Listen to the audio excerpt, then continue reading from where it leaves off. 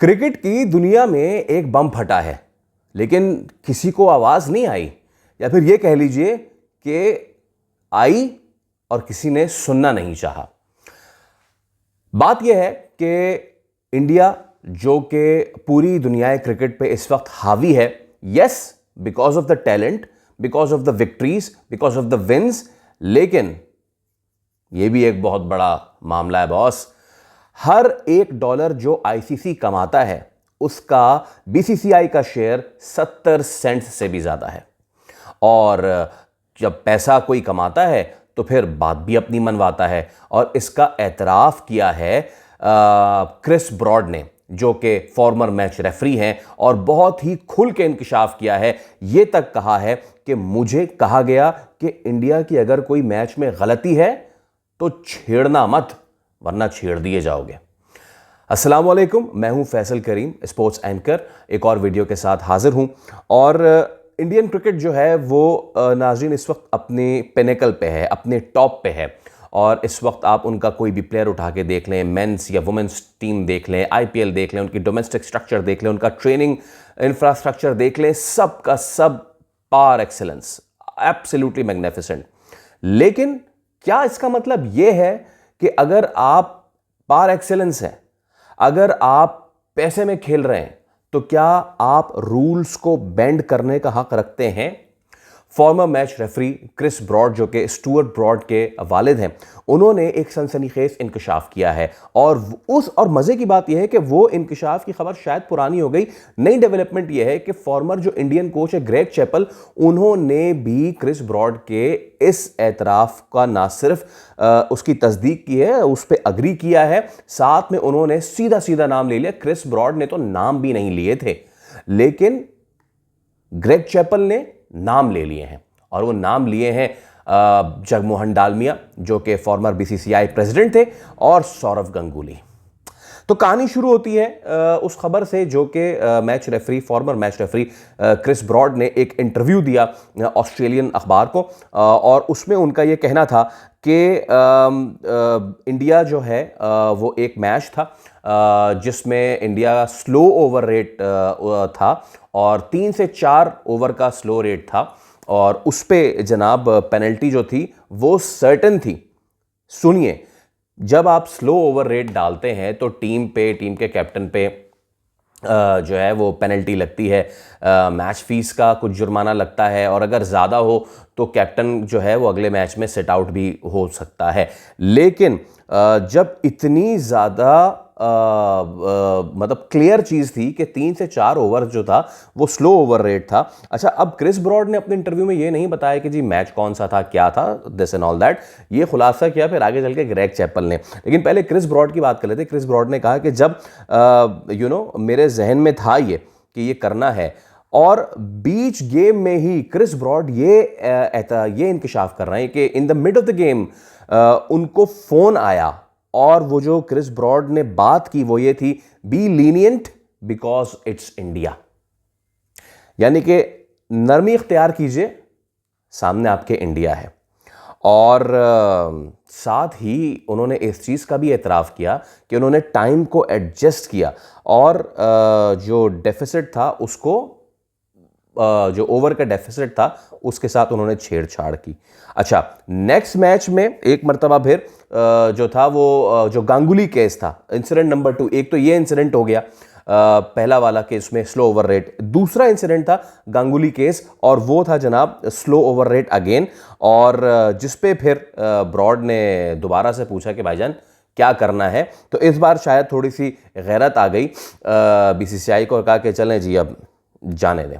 अच्छा, और साथ ही क्रिस ब्रॉड ने जो सबसे शर्मनाक बात है दोस्तों, वो ये है कि क्रिस ब्रॉड ने जो एग्जाम्पल दी है ना, वो ये दी है कि in some parts of cricket, in some parts of Indian cricket, there is a lot of dirty water, just like river Ganges दरियाए गंगा जो है उसकी उन्होंने मिसाल दी और कहा कि भाई क्रिकेट भी इसी तरह है कि या तो इस तरफ और इस तरफ अगर जो है ना बहुत डर्टी वाटर होता है, बीच में जो है वो सही मामला चल रहे होते हैं, यानी गंगा के इस तरफ और इस तरफ गंदा पानी होता है, बीच में ही कहीं जाके साफ़ पानी होता है और उस साफ़ पानी को देखना चाहिए। उन्होंने ये बात भी की है। अच्छा, अब सिचुएशन ये है कि आईसीसी जो प्रेशराइज करती है, जो बीसीसीआई प्रेशराइज करती है, बहुत ही जो है वो नुकसानदेह है गेम के लिए। और जो फाइनेंशियल डोमिनेंस है, क्रिस ब्रॉड ने ये क्लेम किया है कि भाई भारत के पास सारा पैसा है और उसने तो आईसीसी को कर लिया है टेक ओवर।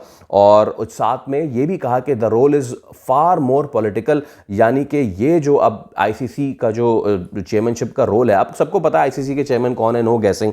तो उनका कहना है कि आईसीसी का जो रोल है वो अब बहुत ज़्यादा सियासी हो गया। अभी बीच में आपने हाल ही में इंडिया पाकिस्तान हैंडशेक ना करना, मुंह उधर फेर देना, फिर ट्रॉफी, ये सब तो आप देख ही चुके हैं। अब सवाल ये है बॉस कि क्या आईसीसी इंडिपेंडेंट इदारा है, रह गया है? एक तो चीज़ ये fair play versus financial power, कब तक आखिर ऐसा होता रहेगा? क्या वक्त नहीं आ गया है कि अब जो बाकी के जो बोर्ड्स हैं, देखिए क्योंकि पहले तो ना बोर्ड, ना प्लेयर, ना साबिक प्लेयर, ना अंपायर, ना रेफरी कोई भी सवाल नहीं उठाते थे, लेकिन अब सवाल उठना शुरू हो गए हैं फॉर्मर मैच रेफरीज की तरफ से। तो क्या अब जो बोर्ड्स हैं बाकी, ऑस्ट्रेलिया, इंग्लैंड, साउथ अफ्रीका, वो भी उठाएंगे सवाल? क्योंकि पाकिस्तान तो हमेशा से देखता आया है। 2011 का वर्ल्ड कप मैं बार बार सोच रहा हूं दोस्तों, जब मैं ये सोच रहा हूं कि जब इतना इन्फ्लुएंस है कि मैच रेफरी को मिड डे पे कॉल आ सकती है, मिड गेम में कॉल आ सकती है कि जी आपने इंडिया को छेड़छाड़ नहीं करनी, तो फिर कुछ भी हो सकता है ना, फिर तो कुछ भी हो सकता है। फिर आप 2011 के उस वर्ल्ड कप के इंडिया पाकिस्तान मैच का जो एलबीडब्ल्यू था सईद अजमल का, उसका जो हॉकाई था, उस हॉकाई को इधर से उधर भी कर सकते हैं। क्यों भाई, क्यों नहीं कर सकते? उस स्टंप को इधर से उधर कर सकते हैं, स्नेकों के साथ छेड़छाड़ कर सकते हैं। You can do anything because you are powerful, you are India. आपको याद है साउथ अफ्रीका की सीरीज में जिस वक्त इंडिया साउथ अफ्रीका में थी और साउथ अफ्रीका का कोई क्लियर प्लेयर आउट नहीं दिया था, तो बाज़ाब्ता विराट कोहली और दीगर प्लेयर्स ने जाकर स्टंप माइक पे जो बात की थी दूसरों को सुनाने के लिए, ये कोई और मुल्क करता तो मैं देखता कि वो कैसे सर्वाइव करता। अच्छा जी, अब ये सारी बात तो हो गई।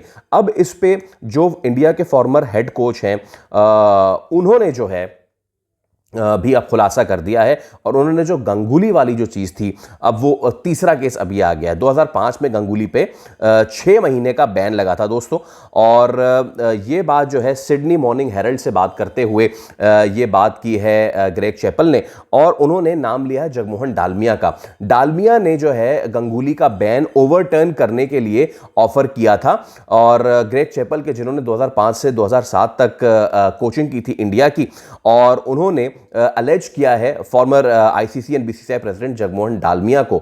उनका ये कहना है कि जगमोहन डालमिया ने ये ऑफर की थी कि भाई सौरव गंगुली पर जो बैन है ना, वो जो है उसको आप ओवरटर्न करवा दीजिए। और उनका ये कहना था कि Dalmiya offer to have his suspension reduced so that Ganguly could go to Sri Lanka at the start of my tenure, यानी कि चैपल का टेन्योर शुरू हो रहा था श्रीलंका का, और जगमोहन डालमिया ने ये प्रेशराइज किया कि सौरव गंगुली पे जो बैन लगा था उसको आप कम कीजिए। सौरव गंगुली पे बैन लगा क्या था? सौरव गंगुली पे वही बैन जो कि क्रिस ब्रॉड ने लगाया था, slow over it in the third ODI between India and Pakistan इन 2005। 6 महीने का बैन था दोस्तों, 6 महीने का बैन था सौरव गंगुली पे, और वो जो है फिर उसके बाद अपील की गई थी, तो वो 4 गेम्स के बैन पे आ गया था, और for a further offence in that series. और उसके बाद जनाब फिर ये हुआ कि और ये भी हुआ था कि गंगुली को इसलिए भी बैन किया गया था क्योंकि 12 महीने में दूसरा इंसिडेंट था स्लो ओवर रेट का। जनाब अब बात यह है कि बिल्ली के गले में घंटी कौन बांधेगा? कभी पहले जगमोहन डालमिया, हालांकि Jagmohan, I have got great respect for Jagmohan Dalmiya, he was a statesman, बहुत ज़बरदस्त थे, लेकिन आप सोचें कि इस बंदे की तरफ से भी बायसनेस आ रही है और अनड्यू प्रेशर डाला जा रहा है अगर बोर्ड पे और मैच रेफरी पे, अंपायर पे, तो फिर जय शाह ने तो क्या कुछ नहीं किया होगा दोस्तों, क्या कुछ नहीं किया होगा। वेल, सरहद के इस पार और उस पार देखने वालों को एक मरतबा फिर मेरा सलाम और बहुत शुक्रिया। You can catch me on my Instagram account as well, Faisal Karim official, जहाँ पे सरहद के इस पार उस पार दुनिया के इस कोने से उस कोने तक लोग जो हैं वो कमेंट करते हैं। कुछ लोग नाराज़ होते हैं, कुछ लोग खुश होते हैं, लेकिन नाराज़ी खुशी अपनी जगह। कमेंट कीजिए ताकि हम दोस्त आपस में बात कर सकें। वीडियोस देखने के लिए, प्यार मोहब्बत देने के लिए बहुत शुक्रिया। आपसे जल्द मुलाकात होगी एक और वीडियो में, तब तक रखिए अपना ख्याल। अल्लाह हाफ़िज़।